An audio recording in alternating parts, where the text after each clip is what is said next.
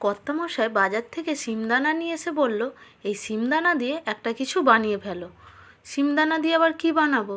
আচ্ছা চলো ঠিক আছে, দেখছি কি বানানো যায়। প্রথমে শিমদানাগুলো ভালো করে সেদ্ধ করে নিয়েছি। এখানে কড়াইতে তেল গরম হয়ে যেতে কিছুটা আমি গোটা গরম মশলা দিয়ে ফোড়ন দিয়েছি।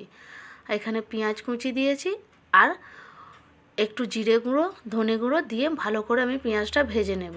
এরপর দিয়ে দেবো পরিমাণ মতো নুন দিয়ে আবারও ভালো করে পেঁয়াজটা আমি ভেজে নেব।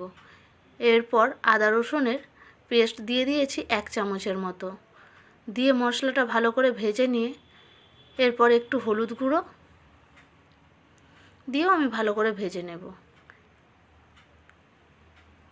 এখানে একটা আমি টমেটো পেস্ট করে নিয়েছি, সেই টমেটো পেস্টটা দিয়েও ভালো করে নেড়ে চেড়ে নেব।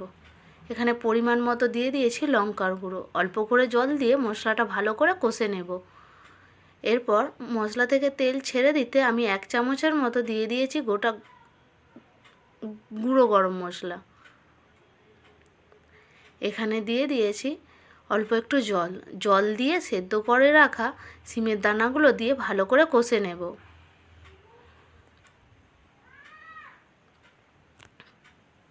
শুকনো শুকনো করে ভালো করে কষে নিয়েছি।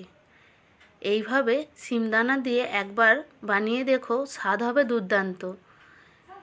পরিমাণ মতো জল দিয়ে আমি একটা কাঁচা লঙ্কা চিড়ে দিয়ে দিয়েছি। এরপর দিয়ে দিলাম কিছুটা কাসুরি মেথি, 1 চামচের মতো দিয়ে দিলাম ঘি। এবার পরিমাণ মতো গ্রেভি রেখে এবার নামিয়ে ফেলি। কর্তামশাই খেয়ে তো অবাক যে শিমদানা দিয়েও এত সুন্দর বানানো যায়।